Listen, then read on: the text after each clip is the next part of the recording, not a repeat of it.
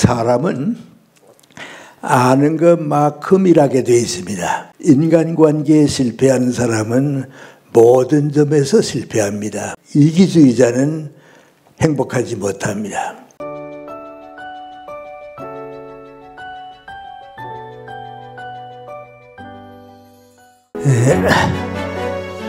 좋은 말씀을 드리려고 다 준비해 가지고 왔는데 음악 듣는 동안에 오만 다 잊어버려서 무슨 말씀을 드려야 하는 걱정이 됩니다.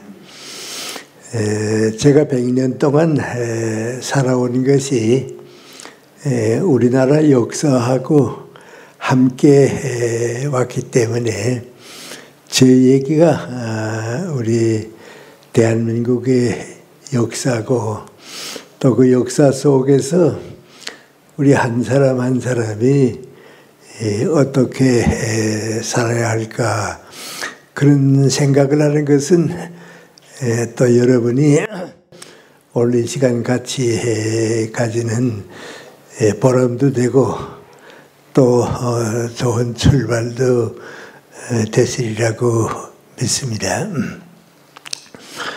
제가 살아오는 동안에 고통스러운 역사들이 좀 많이 있었는데 그때 중학교 5년 생활은 정말 힘든 생활을 했습니다. 중학교 3학년에 우리 윤동주 시인도 한 반에 있었고 또 우리 소설가로서 유명한 황순원 작가도 한 반에 있었고 또 한 반 밑에는 우리나라 소아과 의사로서 개척도 하고 정말 훌륭한 의사도 있고 그랬습니다. 그런데 윤동주 시인은 그때부터 시를 쓰고 있었으니까 내가 보기에는 저 윤동주는 지금은 병아리 시인이지만은 이 다음에 큰 달기 되게 되면 우리 사회에 큰 울림을 줄 것이다. 좀 부러운 생각도 있고 그랬습니다.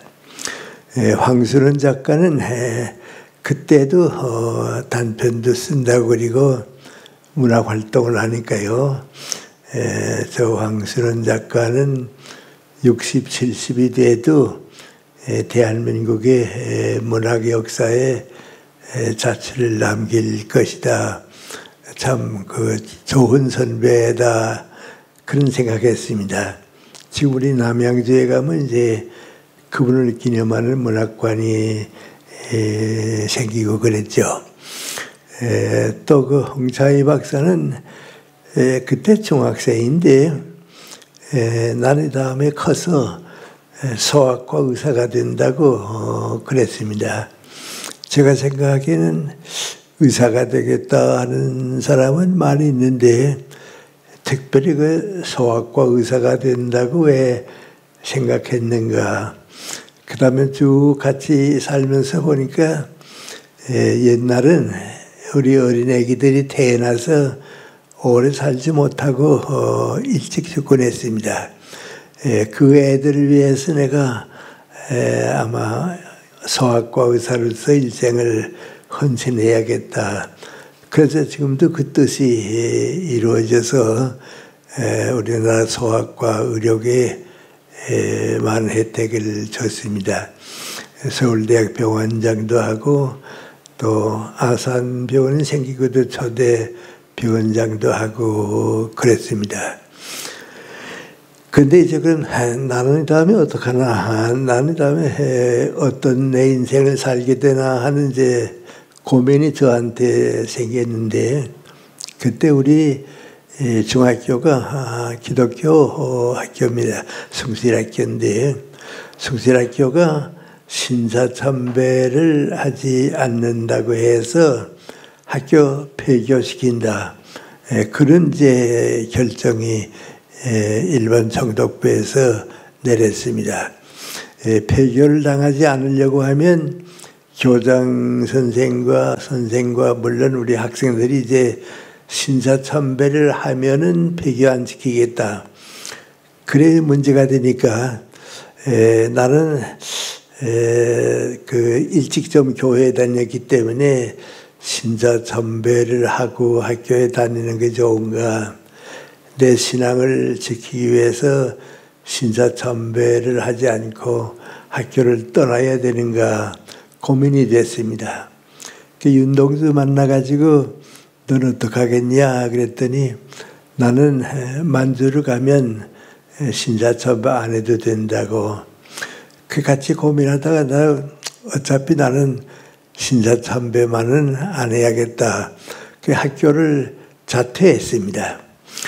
그 중학교 3학년 끝내고 철없는 나이에 학교를 떠나고 나니까 막막하고 갈 것도 없고 어떡하지 하다가 힘껏 생각한 것이 평양시립도서관이 있는데 옛날이지만 도서관은 좋았으니까 학교 가는 대신에 도서관에 가서 혼자 공부해야겠다. 그래 이제 아침 9시에 도서관에 가서 쭉 공부하다가 오후 5시가 되면 집으로 돌아오고 그렇게 여러 달 동안을 그렇게 보냈습니다.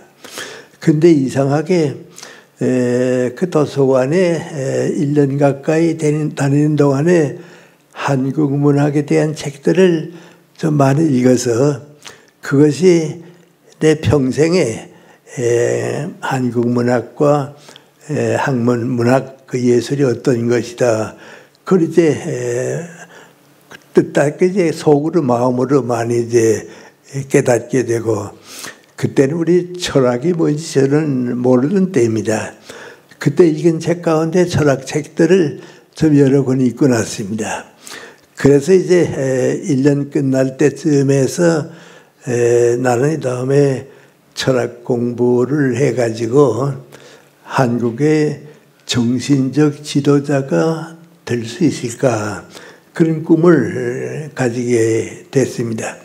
그래서 신사참배 하더라도 이제는 다시 학교를 가야겠다. 그래 1년 동안 이제 다시 학교에 가서 그 신사참배를 할 때 우리 교장 선생님이 눈물을 흘리시면서 우리를 데리고 신사참배를 갔다 오시던 생각하니까 참 마음이 많이 아팠습니다. 그때 그 1년 동안 쉬는 동안에 10월 달입니다.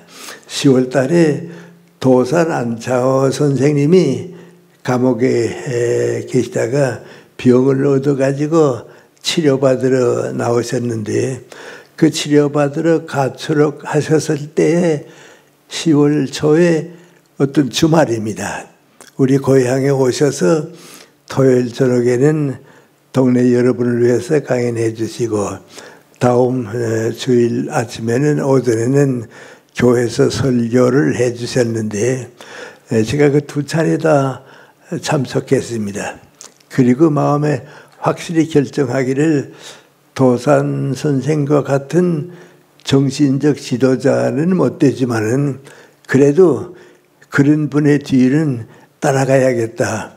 그리고 이제 다시 학교를 시작했는데 마지막에는 1년 후에 폐교가 돼서 문 닫았습니다. 문 닫고 마지막 1년은 이제 일본 학교에서 졸업을 했는데 그 일본 학교는 학교 문 안에 들어서서는 한국말을 쓰면 안 됩니다. 정학을 맞고요. 3번 정학 맞게 되면 퇴학당하고 그 학교 교문에 들어와서는 일본말로 살고 밖에서는 또 좀 괜찮으니까요. 그때 정말 그 어려운 생활을 했습니다. 그래서 이 다음에 나는 교육자가 된다고 하면 절대로 이런 교육은 안 한다. 이게 교육이 아니고 이게는 뭐 정신적으로 가장 행복하고 즐겁게 살 나이를 빼앗긴 것 같은 그런 생각인데 다행하게 퇴학은 맞지 않고 졸업을 했으니까 됐습니다. 그래서 이제 제가 철학을 공부해 가지고 정신적 지도자가 됐으면 좋겠다고 하는 희망이 있으니까 처음엔 1년 동안 초등학교 교사가 됐는데 초등학교 교사로서는 내 목적에 도달할 수가 없으니까 중고등학교 선생님만큼은 내가 학문도 인격도 올라가야겠다. 그러려고 하면 대학을 다녀야겠다. 그래서 무리해가지고 일본서 대학 생활을 끝냈습니다. 근데 그때는 우리 민족 전체가 전쟁 말기에 뭐라고 말할 수 없는 고통기간입니다. 근데 내가 암만 꿈을 가졌다고 해도 나라를 되찾지 못하면 아무 희망이 없겠다 말이야. 그래서 내게 떠오른 생각은 맹고하니 내 나라에 살지 않으면 나는 희망이 없다. 내 나라가 없으면 아무것도 내가 되지 못한다. 그래서 내 나라에 살아야겠다. 그 이제 우리 흔히 말하는 독립해야겠다 하는 생각인데 25살 때에 해방이 됐습니다. 그 이전은 내 나라가 됐단 말이죠. 이전 내 새로운 꿈도 살 것이다. 그렇게 생각했는데 그렇지 못했습니다.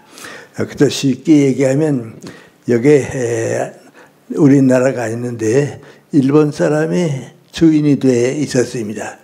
해방되니까 일본 사람은 떠나갔으니까 이제는 우리가 그 집에 들어가 살면 되겠다고 생각을 했는데 공산주의 국가들은 국제적으로 다 돼 있는데 김일성이 북한에서 정권을 잡기 시작하면서 내 나라에 먼저 들어갔습니다. 미안합니다만 김일성은 내 초등학교 선배입니다. 그리고 또 해방되고서 아마 가장 일찍 만났던 사람인데 그 사람이 이제 김성주였는데 김일성으로 바뀌면서 그 집에 먼저 들어갔습니다. 그러니까 나는 공산주의 사회에서는 어떤 교육을 하고 어떻게 산다 하는 건 다 알았습니다. 아주 구체적인 예를 들어도 뭐인고 하니 공산국가가 됩니다. 김일성이 나보고 한 얘기입니다. 첫째는 친일파를 숙청하는 거고 두 번째는 모든 국토를 나라가 가지는 거고 세 번째는 경제산업, 공장이라든지 경제활동은 개인은 못하고 전부 나라가 하는 거다. 지주는 다 추방당하고 소작인의 세상이 된다. 그리고 종교인들은 거기에 살 수가 없습니다. 모든 종교는 허락하지 못한다. 그 생각을 가지고 있는 공산 정권이 일본 사람 떠나고서 얼마 있다가 먼저 들어가니까 내가 갈 자리는 없었습니다. 그래서 생각하다가 이제 여기서는 조용히 숨어서 사는 길밖에는 없겠다. 그래서 내 고향에 자그마한 중학교 하나를 준비해 가지고 이 일대에서는 중고등학교 교육을 받지 못한 젊은이는 없을 정도로 좀 교육을 시켜주자. 그래 이제 교육에 출발을 했는데요. 그 되지 않습니다. 위에서부터 자꾸 지시가 내려와서 김일성 장군 내가 글을 써붙여라 뭐해라 하니까 안 됩니다. 한 1년 반 동안 참 고생 많이 했는데 가만 생각해 보니까 여긴 내가 있을 것이 아니고 내 나라가 아니겠다. 그럼 어떻게 하면 되느냐. 나라다운 나라가 돼야겠다. 그래서 해방되니까 되는 게 아니고 이제부터 내가 살 수 있고 살고 싶은 나라다운 나라를 만들어야겠는데 여기서는 안 되겠다. 이제는 38선 넘어서 서울로 가야겠다. 그런 걱정하고 있는 동안에 재정적으로 뒷받침해둔 이사장이 구속되고 우리 교회 목사님이 후에 행방불명이 되고 이젠 내 차례가 되니까요. 38선 넘어서 서울로 온 겁니다. 그 이제 제가 일제시대 25년 동안 또 공산세계에서 2년 동안 사는 우리 민족의 우리 대한민국의 역사입니다. 그리고 이제 38살 넘어와서 교육계에 몸담고 살아야겠는데 교육계는 두 가지입니다. 하나는 대학의 교수가 되는 일이고 하나는 중고등학교 교사가 되는 일인데 나는 아직 그 교수가 될 그 위치는 좀 빠르고 또 일제시대 마지막에 공부를 많이 못했으니까 중고등학교 교사가 돼야겠다. 그래서 처음 이제 간 것이 중앙중고등학교의 교사로 갔습니다. 근데 그것이 내가 한 사회인으로 출발하는 출발점입니다. 그 이전까지는 내가 내 생각을 가지고 산 게 아니고 그저 이 좁은 사회 속에서 걱정하다가 이제는 학교다운 학교 또 서울까지 와서 사회인다운 사회인 됐으니까 이제 거기에서 내 인생이 출발한 겁니다. 그 출발할 때 이제 제게 온 생각이 세 가지가 있었는데요. 첫째는 사람은 아는 것만큼 일하게 되어 있습니다. 70을 알면 그만큼 일하고 100을 알면 그만큼 일하고 30밖에 모르면 그만큼밖에 일하지를 못합니다. 사람은 아는 것만큼 사회를 위해서 일하게 되었으니까 공부하는 것은 계속해야겠다. 뭐 나이 들었다 어떻다 그건 생각할 거고 계속해야겠다. 그 열심히 공부를 계속했고요.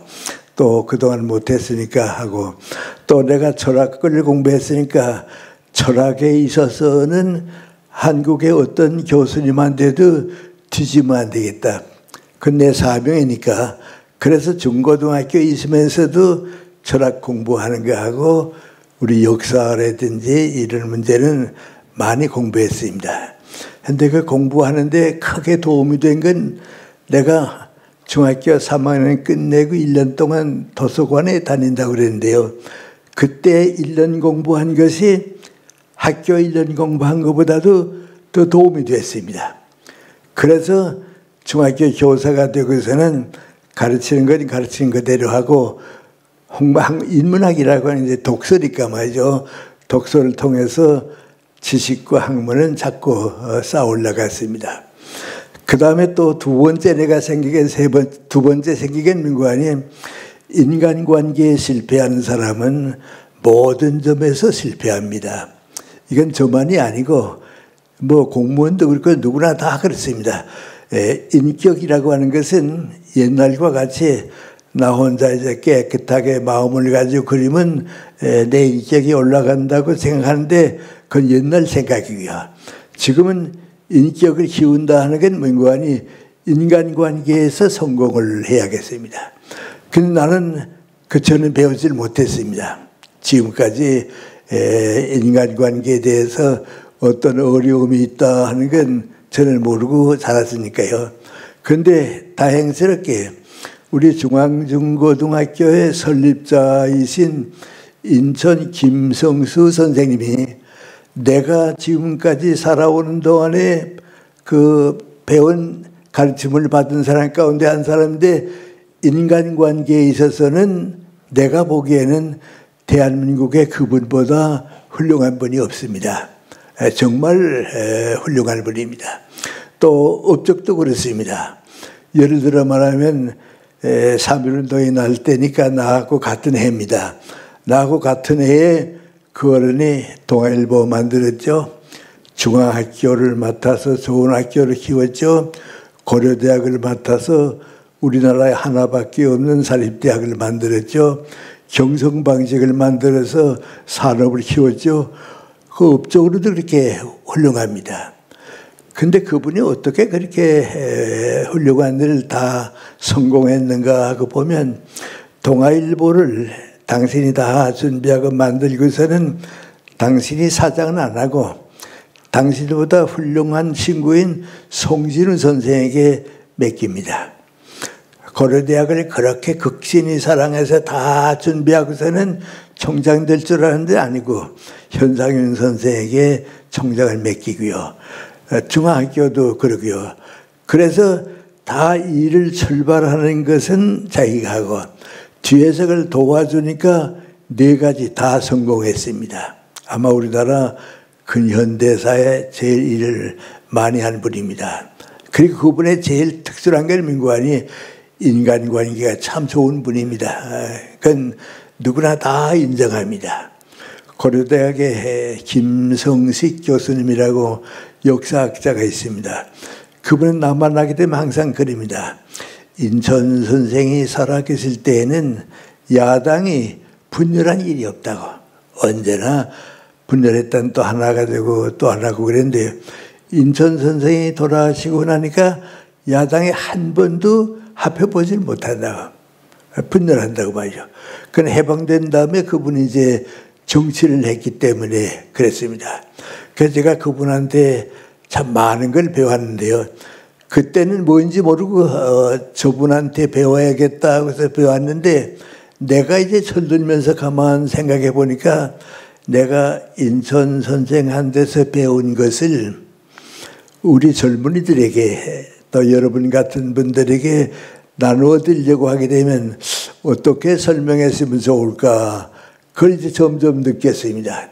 그 요새는 이제 우리 대학생들이나 이제 지방 강연 같은 데 가게 되면 이거 내가 인천 선생한테서 배운 건데 여러분들 인간관계는 그렇게 성공해야 한다고 설명합니다.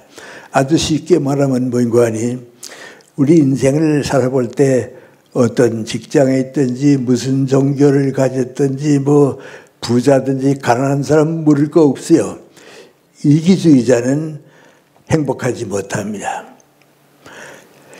집단 이기주의가 빠지게 되면 그 사회는 병듭니다. 그래서 이기주의자는 가정에서도 버림을 받고 직장에서도 버림받는데 이 사람은 이기적인 경쟁을 하기 때문에 그렇습니다.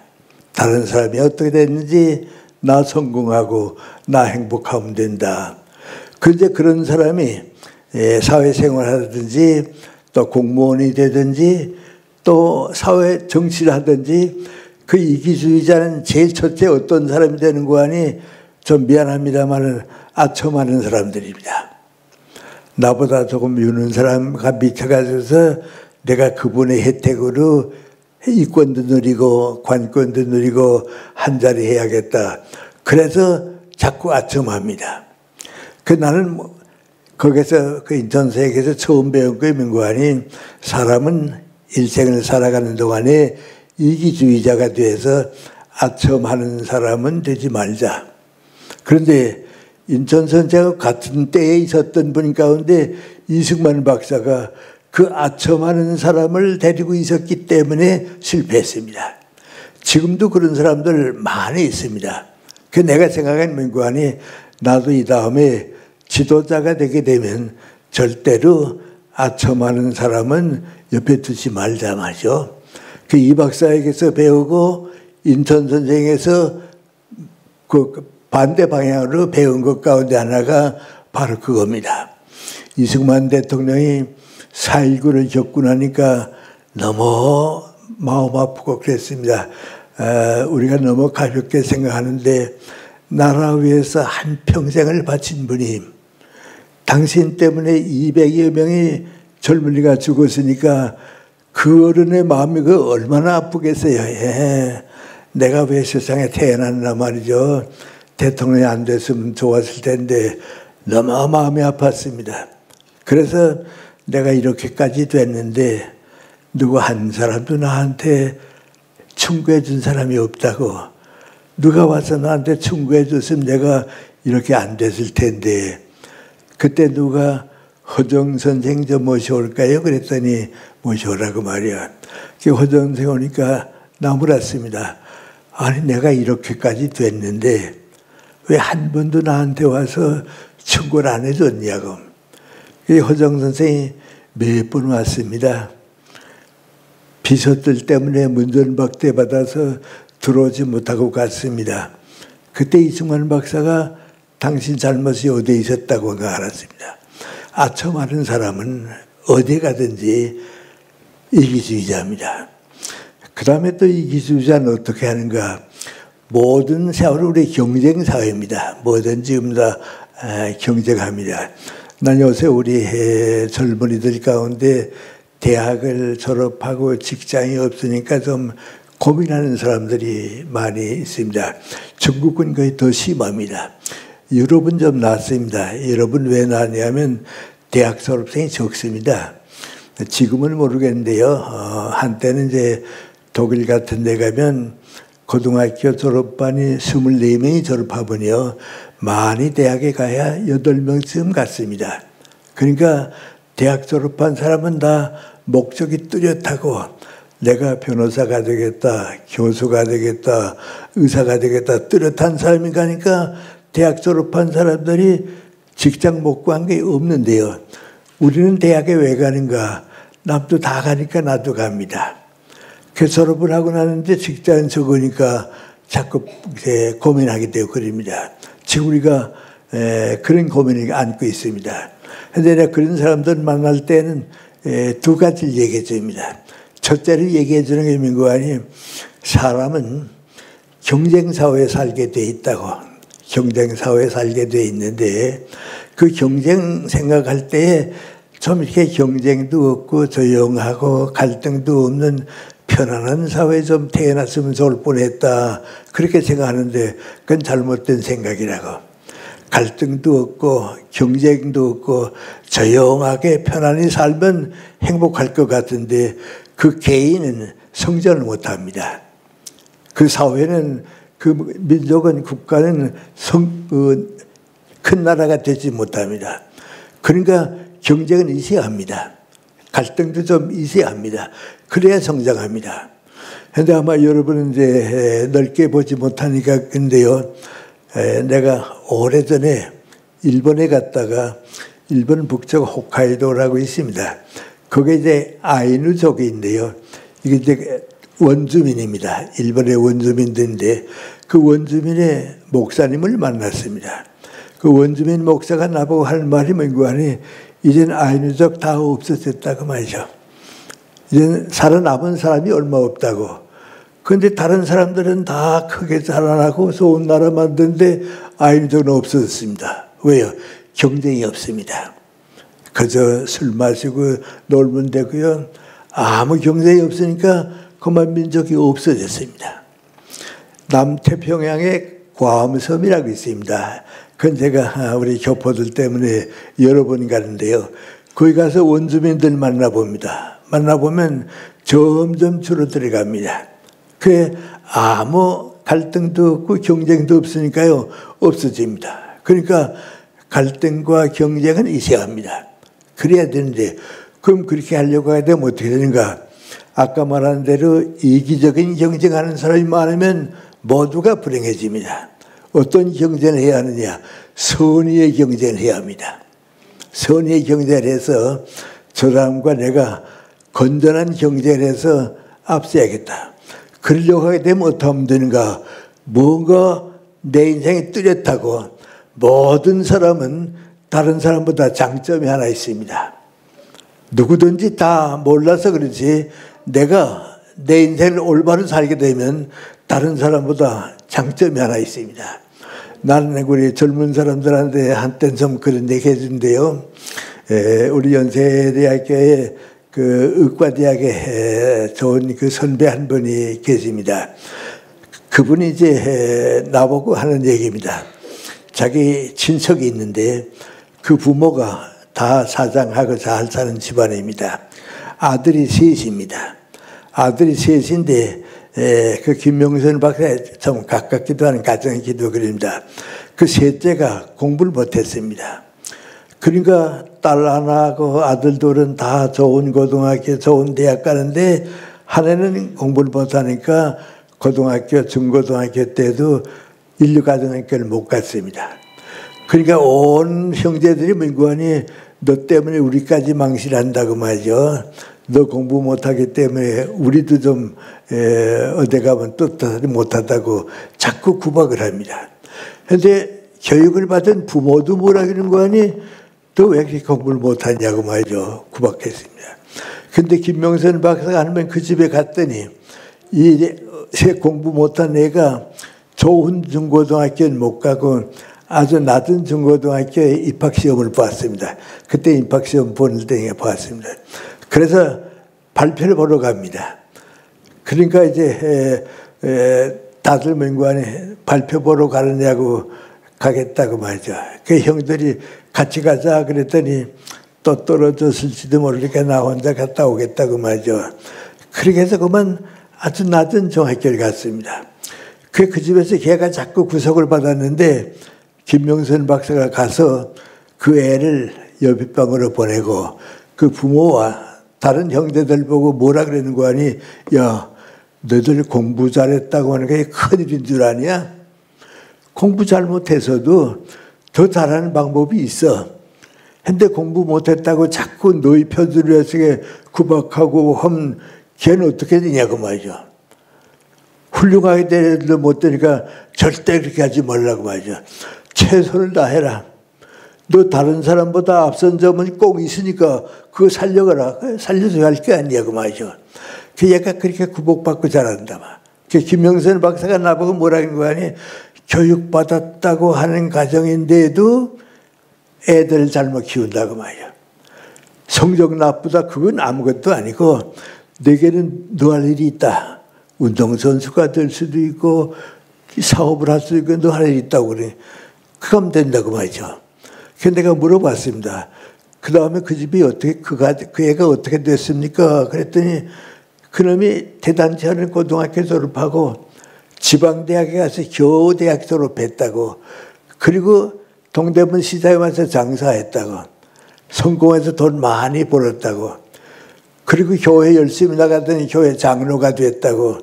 근데 지금 그 부모가 어느 아들 밑에 사느냐? 그 아들 집에 가서 산다 그래요.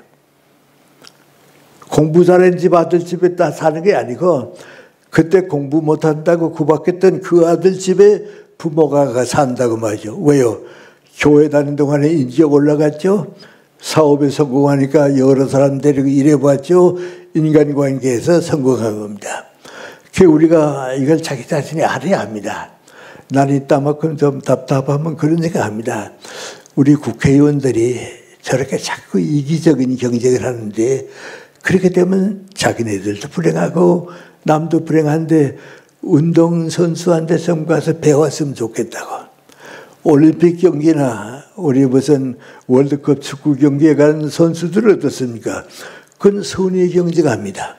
내가 이겼으면 이 다음엔 질지도 모르니까 더 잘해야겠다.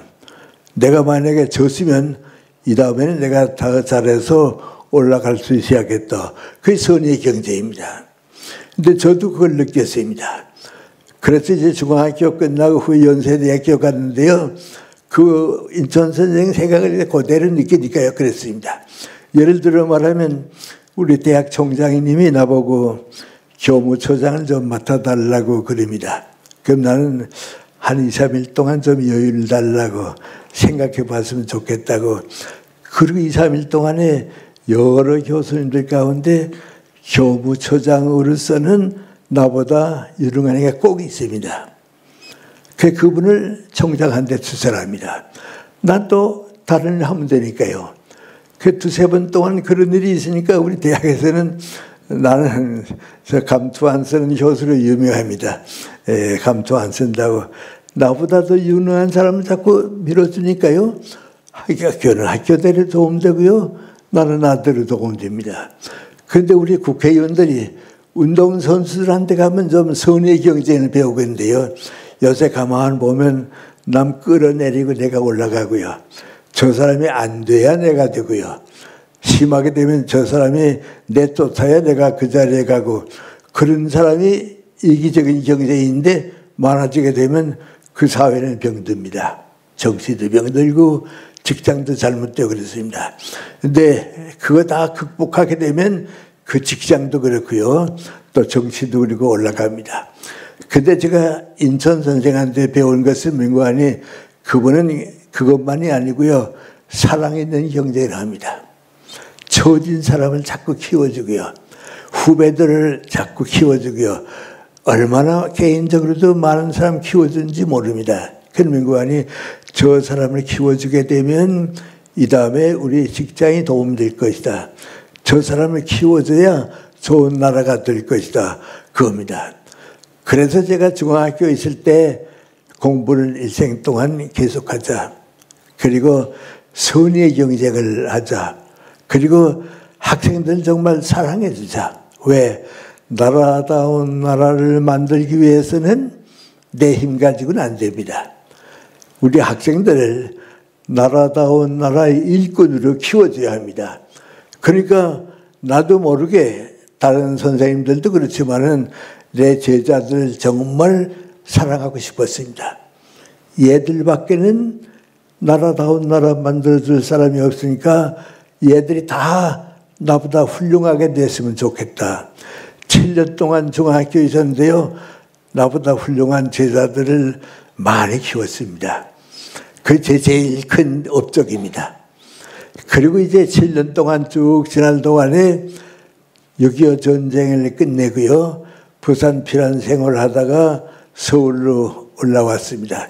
그때 내가 30대 초반을 맞이했습니다. 이제는 내가 우리 사회에서 무슨 일을 해야겠는데 중고등학교 교사로 있으면 교육은 제일 좋습니다. 교육다운 교육은 중고등학교입니다. 대학 가게 되면 학문을 나눠주고 그러니까요.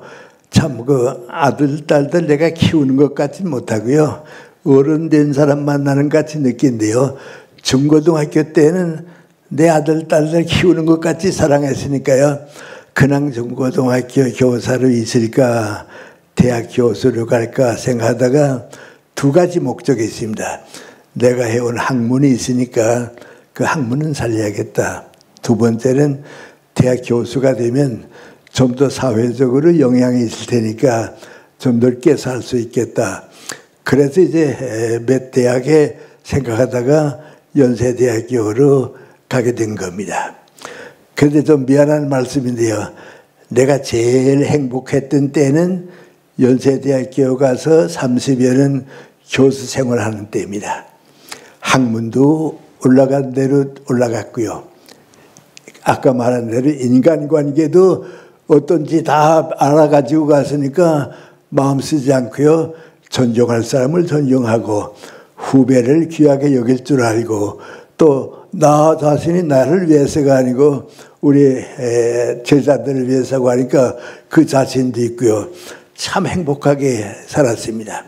그런데 제가 25년 동안을 그렇게 열심히 뛰고 31년이네 다 합하면 31년 이렇게 열심히 뛰는데 한 25년쯤 뛰니까 나이 60이 됐습니다. 그때 60은 됐는데요. 내가 30대 초반에 연세대학교 교수로 올 때는 60이 된 선배 교수는 나이 많은 줄 알았거든요.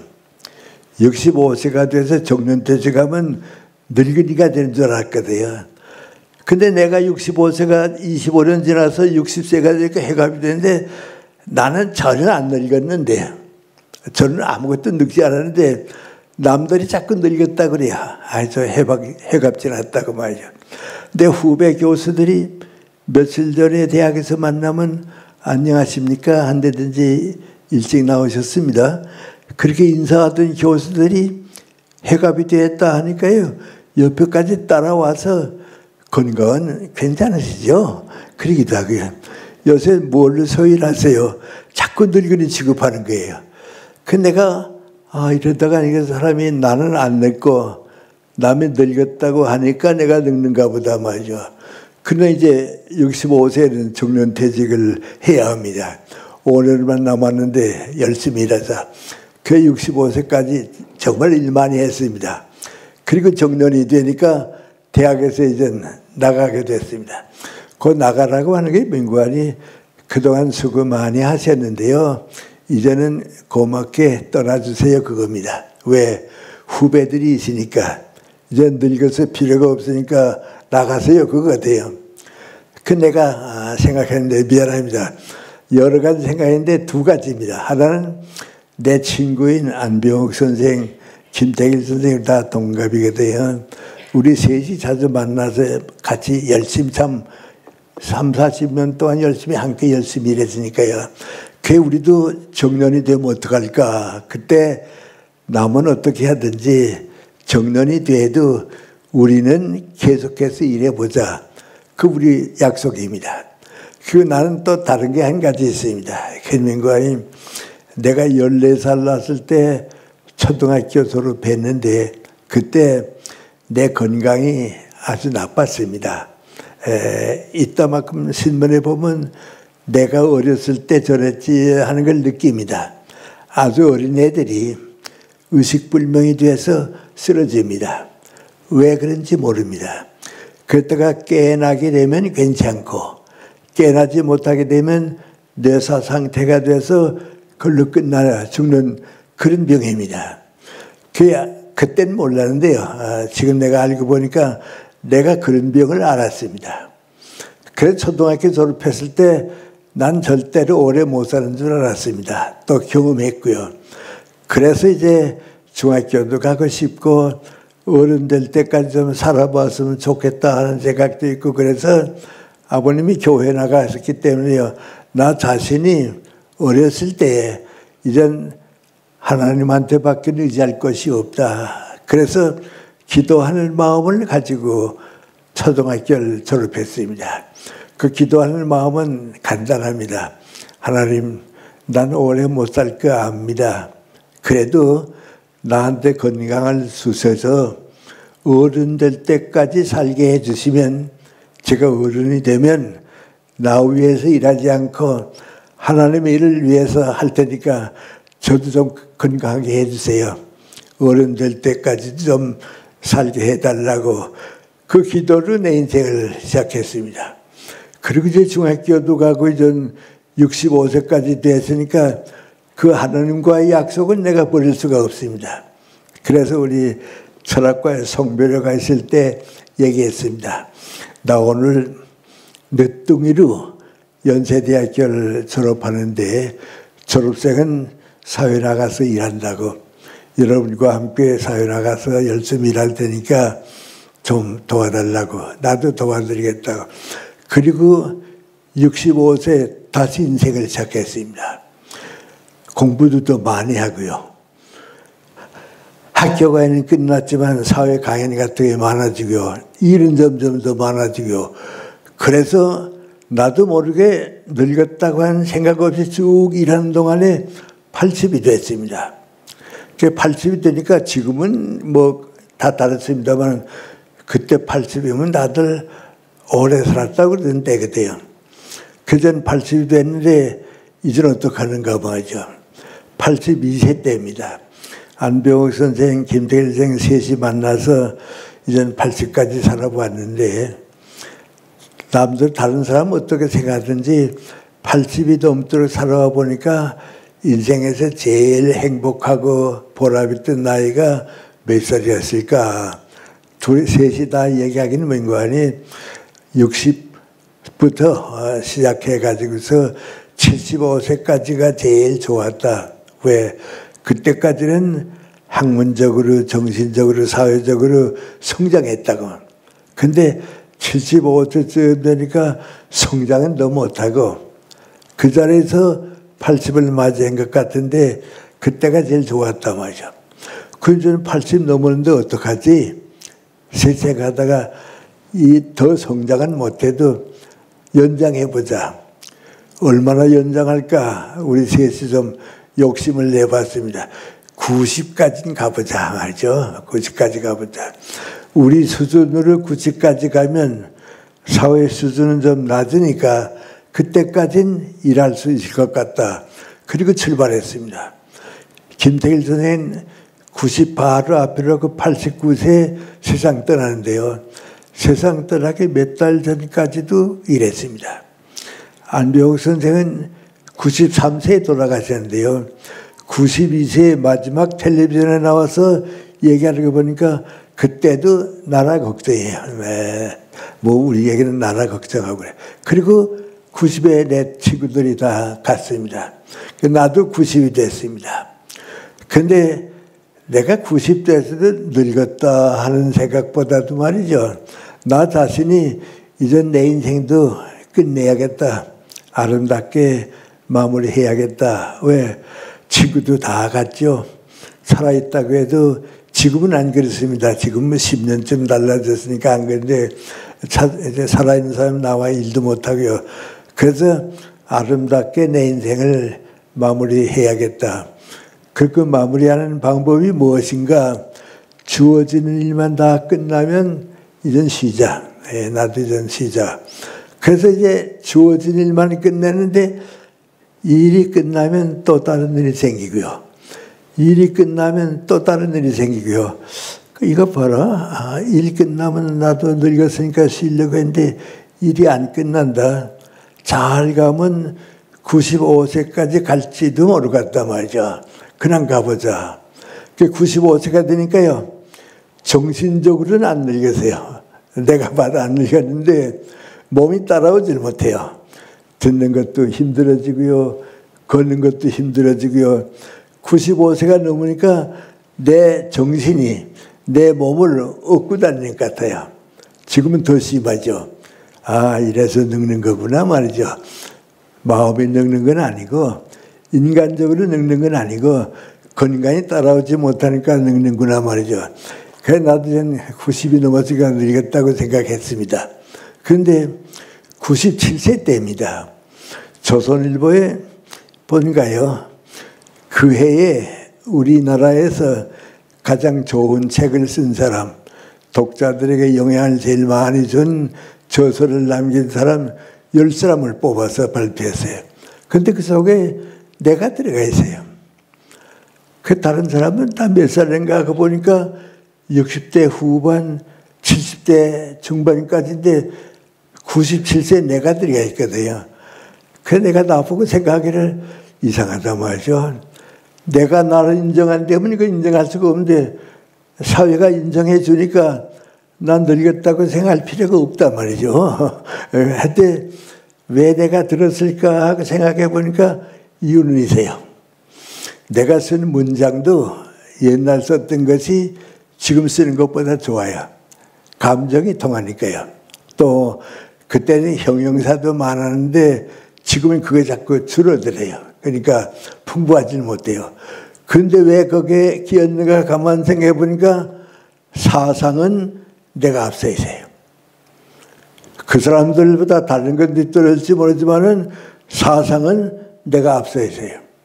그럼 그 사상은 어디서 온 건가 가만 생각해 보니까 이건 좀 미안하지만 내 생각이 되는 거 아니 어떻게 하면 우리나라를 살고 싶은 나라로 만들 수 있을까 해. 어떻게 하면 더 많은 사람들이 내가 살고 싶은 나라가 이런 나라다 하는 걸 만들 수 있을까. 거기에 기독교 정신이 들어와 있는 거예요. 그러니까 97세에도 사상 내가 앞서 있는 겁니다. 근데 99세가 됐습니다. 이제는 100세가 되니까 끝났다고 생각하고 있었는데요. 99세 때 조선일보, 동아일보에서 칼럼을 좀 써달라고 그래요. 그건 교수하고는 또 성격이 다르니까요. 그거 힘들어서 나가 안 끼겠다고 그랬어요. 100세를 사셨으니까요. 100년 동안 살아온 얘기라도 좀 써달라고 그래요. 아, 그러면 시작하겠다고. 그 두 신문의 칼럼을 시작했어요. 조선일보는 좀 많이 쓰니까요. 그 자그마한 책 2권이 됐어요. 그 2권이 됐는데 처음에 나온 한 권이 나도 몰랐는데 중국에서 번역이 됐어요. 중국어로 번역이 돼서 중국 독자가 생겼어요. 그래서 내가 생각해 보니까요. 아, 옛날 쓴 책은 일본말로 번역된 건 하나 있었지만은 없었는데 100세 넘어서 쓴 책이 중국어로 번역됐으니까 일할 수 있는 때까지 또 해야겠단 말이죠. 그리고 동아일보는 지금도 이제 계속하고 있고요. 그 조선일보가 끝나고 나니까 또 한 1년쯤 지났는데 중앙일보에서 우리도 좀 계속해달라고 말. 지금도 계속하고 있습니다. 그게 좀 이제 많아지니까 몇 달 전에 책이 나왔고요. 아까만 나눠준 책이 그 책인 것 같습니다. 그런데 그 책을 쓸 때에는 중앙일보에 보냈던 글들이기 때문에 50대 이상 사람들에게 좀 많이 갈 것이다 했는데 뜻밖에도 또 젊은 세대들이 많이 읽어요. 그래서 이제는 할 수 없다. 그래서 일 끝날 때까지는 일해야겠다. 일 끝날 때까지는 일해보자. 그래서 온 거 지금 오늘까지 온 겁니다.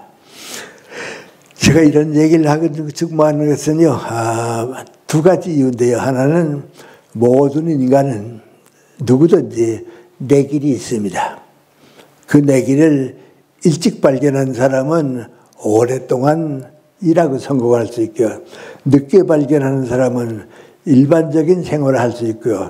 한 번도 그거 느껴보지 못한 사람은 불행하다고 말이죠. 나는 인생의 낙오자가 됐다고 생각하는데 그건 아닙니다. 앞만 못 알아는 것 같아도 다른 사람보다 앞선 점이 있어서 내 인생을 내가 찾아가는 겁니다. 그리고 두 번째는 민구안이 계속해서 공부하는 사람, 일하는 사람은 늙지 않습니다. 사람이 내가 늙었다 하는 것은 공부 안 하니까 늙는 겁니다. 성의라고 못하면 늙으니까요.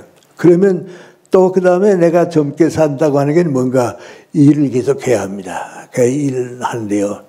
일이 끝나게 되면 사람은 사회적 의미가 없어지니까. 그런데 나이 들게 되면 수입 때문에 소유 때문에 일하는 게 아니고요.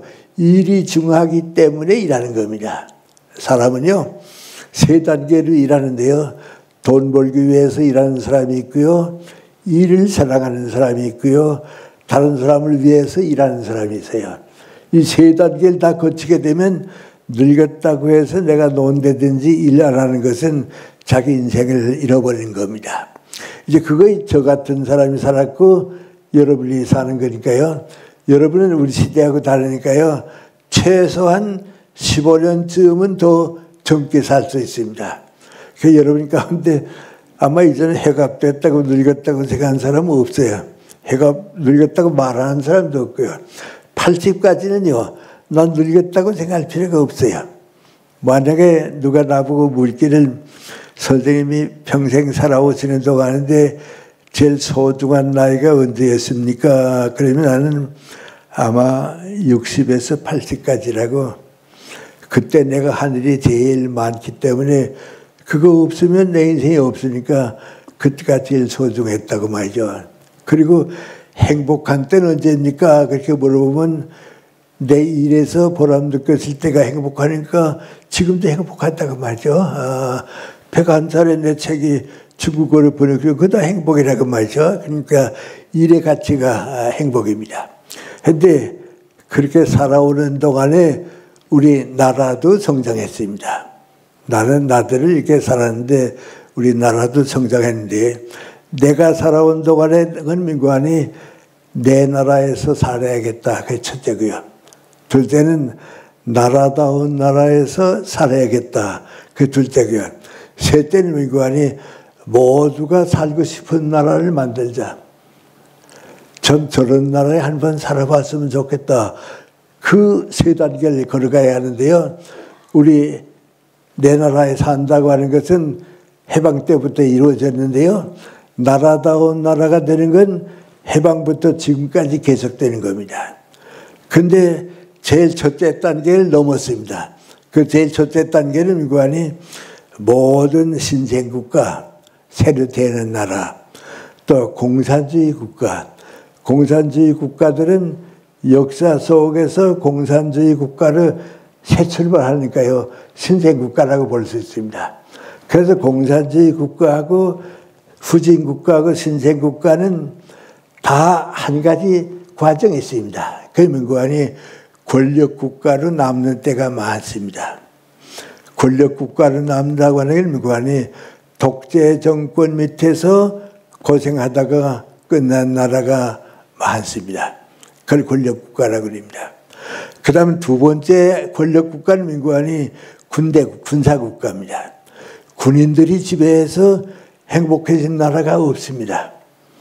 후진국가들은 권력국가, 독재국가에서 무너지고요.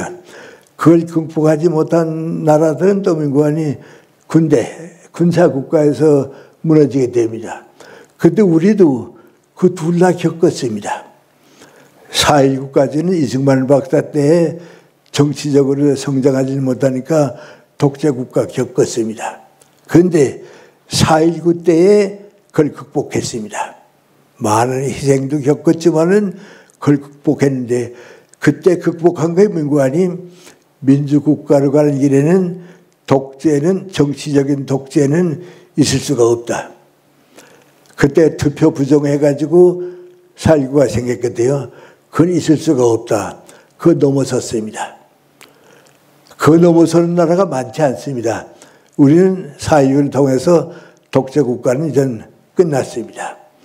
그 다음에 박정희 정권이 돼가지고서 군사정권이 왔습니다. 근데 다 군사정권이 오는 후진국가, 선진국가는 글로 무너졌는데 우린 그거 극복했습니다. 그 극복한 건 국민들의 교육과 박정희 대통령의 정책입니다. 왜냐하면 군대 국가에서 군사정권에서 경제가 성공한 나라는 대한민국밖에 없습니다. 그건 참 기적이라면 기적입니다. 군인이 정치를 해가지고서 경제를 키워줬다 하는 나라는 세계에 없는데 우린 성공했습니다. 왜냐하면 박정희 대통령 정권 때에 절대 빈곤에서 벗어나고요. 그 연장돼서 한강의 기적을 만들었는데 그 정권을 안 겪었으면 오히려 경제가 떨어질 뻔했습니다. 그거 보면 우리 박정희 대통령에 대한 경제적인 공로는 인정해야 합니다. 그런데 나는 그때 대학의 교수로 있으면서 기업체 교육을 많이 다녔습니다. 참 많이 도와줬습니다. 전 정신적으로 도와줬습니다. 조금 그저 다른 문제가 있습니다만 예를 들면 그 도와주다가 어떤 걸 겪었는가. 삼성그룹에서 대졸 신입사원들을 쭉 뽑은 것을 내가 강의해 주고 합니다.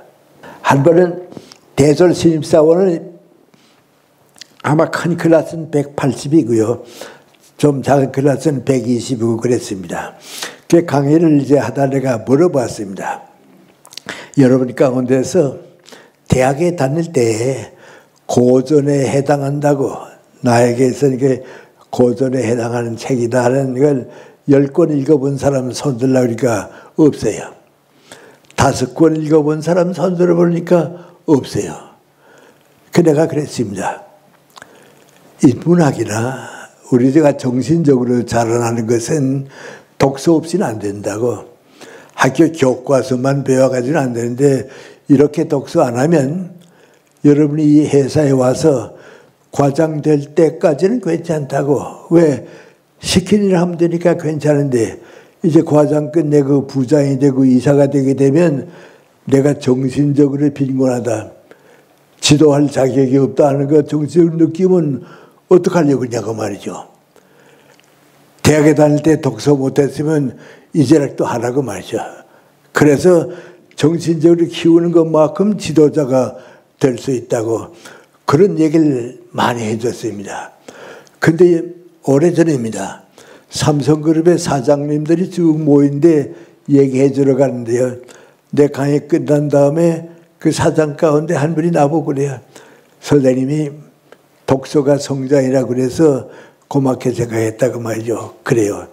그러면서 그분도 하는 말이 뭔가 하니 내가 만약에 독서를 공부하지 않았다고 하면 사장이 되고 뭐 이렇게 높은 직책에 맡을 자격이 없다고. 독서가 날 키워줬다고 그래요. 그런 거 이제 박정희 대통령 때 경비했습니다. 그 박정희 대통령 때 생각을 내가 지금 해보면요. 공부하고 일하고 배우고 일하고 나라 위해서 더 많은 일을 하자. 그게 아주 온 국민이 뭉쳤던 때입니다. 그런데 우린 그거 모릅니다. 애국이 인정합니다. 후진국가가 다 인정합니다. 여러분 동남아시아에 가든지요. 어디 가든지 민구하니 한국은 6.25 전쟁 이후에 기적을 일으킨 나라라 그럽니다. 왜요? 민주주의도 그때도 했죠. 군사정권 때 경제도 올라갔거든요. 호주의 호크 수상이 박정희 대통령 때 우리나라를 다녀갔습니다. 가서 저희 나라에 가서 호주 국민들 보고 항상 하는 얘기가 민구하니 한국 가보라고 말이죠. 아주 무서운 민족이라고. 일본 다음이라고 말이죠. 지금은 우리보다 경제가 떨어졌지만은 이제 우리보다 앞선다고 말이죠. 하고 그분이 꼭 무슨 소개하는 거 아니?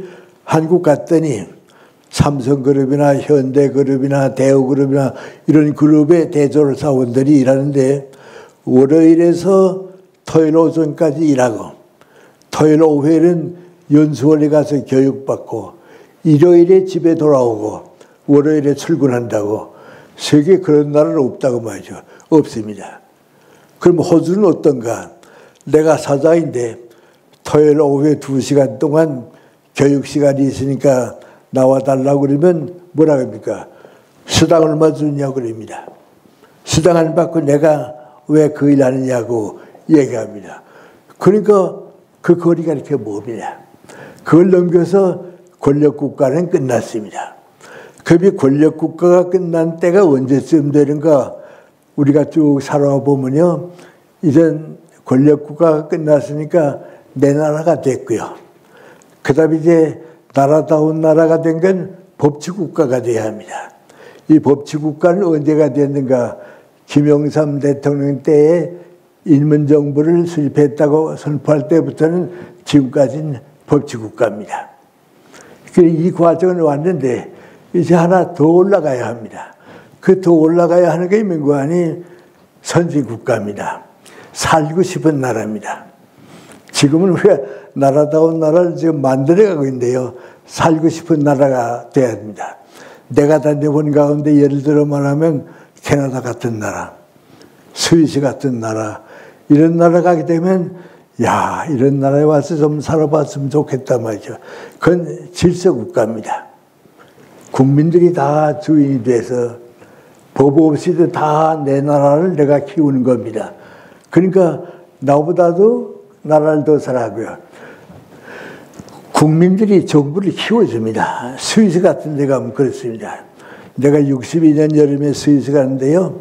그 로잘의 감옥이 교도소가 하나 있는데 1년 내내 그 죄인이 없을 때는 흰 깃발이 올라갑니다. 그런데 1년에 2달, 3달 동안에는 교도 하나밖에 없는 그 교도소가 빕니다. 죄인이 없습니다. 하면 흰 깃발이 올라갑니다. 근데 요새는 잘 못 된다 그래요. 왜 그랬냐 그랬더니 이탈리아 북부에서 오는 사람들이 범죄하고 들어오기 때문에 흰 깃발이 잘 올라가지 못한다고 말이죠. 그러면 어떻습니까? 야, 이런 나라에 와서 한 번 살아봤으면 좋겠다 말이죠. 그게 질서국가입니다. 지금 우리 글로 가는 도중에 있습니다. 그러기 위해서는 민관이 내가 성장을 해야 합니다. 하고 이 성장은 우선 나와 내 교육기관이면 제자들과 나, 가정이면 나와 내 가정이고요. 제일 중요한 건 앞으로는 민관이 지역사회의 성장입니다. 쉽게 말씀드리면 그 양구군 같은 데 가서 좀 살아봤으면 좋겠다고 말이죠. 거기 가보니까 다 그렇게 행복하게 산다고 말이죠. 그렇게 행복하게 사는 나라는 조건이 있습니다. 첫째는 경제적인 기반을 내가 책임지는 때입니다. 두 번째 우리에게 민관이 문화 가치를 아는 겁니다. 사람은 정신적 가치를 모르면요. 잘 산다고 해도 배부르는 것밖에 없습니다. 정신적 가치입니다. 우리 다른 나라에 가보게 되면 물질적인 소유보다는 정신적인 가치를 사합니다. 그런데 더 행복한 사람은 누군가? 그 사회 사람들의 인간관계가 아름답고 행복해야 합니다. 그럼 언제 오는가? 내가 나를 위해서 살지 않고 다른 사람들을 위해서 살 수 있는 때입니다. 그래서 결론으로 말씀드립니다. 제가 여기 양구 오기 전에 얼마 전에 한림대학에 갔습니다. 한림대학에서 나한테 상을 좀 준다고 해서 받으러 갔습니다. 다 결정하고 준다고 하니까 이제 받으러 간 거죠. 그 상을 받고서 고맙습니다 하는 인사를 해야 하잖아요. 그 인사할 차례가 됐습니다. 그래서 제가 그랬습니다. 나한테 상을 준다고 해서 받기는 받았다고. 그런데 암만 생각해도 나 받을 자격은 없다고. 왜? 나보다 훌륭한 사람도 많이 있고 내가 무슨 큰 업적을 한 것도 아니고 또 다른 사람 못하는 직책을 맡아본 일도 없고 내가 왜 상을 받는가 하고 가만히 생각해 보니까 받을 자격은 없다고. 그런데 오래 생각해 보니까 내 생애를 쭉 종합해 보니까 자그마한 거 하나 있다고. 근명관이 오래 사시는 동안에 고생 많이 하셨습니다. 그걸 좀 받겠다고. 어려울 때 지금까지 살았는데 오래 사는 동안에 고생은 더 많이 했다고. 그러나 내가 오늘 깨닫은 게 한 가지 있는데 근명관이 그것이 나를 위한 고생이 아니고 사랑하는 사람들을 위한 고생이었기 때문에 그 행복이었다고. 나 위한 고생이라면 행복이 아닌데 내가 사랑하는 국민들, 내가 사랑하는 학생들, 내가 사랑하는 이웃들을 위해서 고생했으니까 그 행복이고 그것 때문에 주는 거면 내가 감사합니다, 받겠습니다 하고 받겠다고 그랬습니다. 전 여러분이 인생을 끝날 때쯤 되면 많은 사람들이 우리 위해서 고생했습니다. 우리 위해서 수고 많이 해주셨습니다. 그 인사받는 사람, 그것이 사랑이 있는 고생입니다. 내가 100년 동안에 배운 교훈 가운데 하나는 민관이 사랑하는 많은 사람들 위해서 조그마한 고생을 해줄 수 있으면 그 나는 가장 행복한, 가장 내가 원하는 살고 싶은 나라가 바로 그런 나라가 될 것이고요. 여러분 모두가 좀 그런 마음을 가지고 새 출발하면 여러분의 행복과 대한민국이 살고 싶은 나라가 될 것이고요. 또 될 수도 빨리 오도록 노력하는 것이 우리 통일을 위한 책임이기도 하고 같은 대열에 서서 좀 새 출발, 나이 많다 적다는 생각은 없고요. 오늘은 내가 새로운 생각을 가지고 인생을 다시 출발할 수 있을 것 같다고 하는 생활을 항상 계속하는 것. 그게 아마 우리에게 주어지는 과제입니다. 여러분 좀 좋은 행복한 미래를 사랑 있는 고생으로 창조해서 대한민국을 가장 살고 싶은 나라로 키워주시리라고 믿고 감사드립니다. 고맙습니다.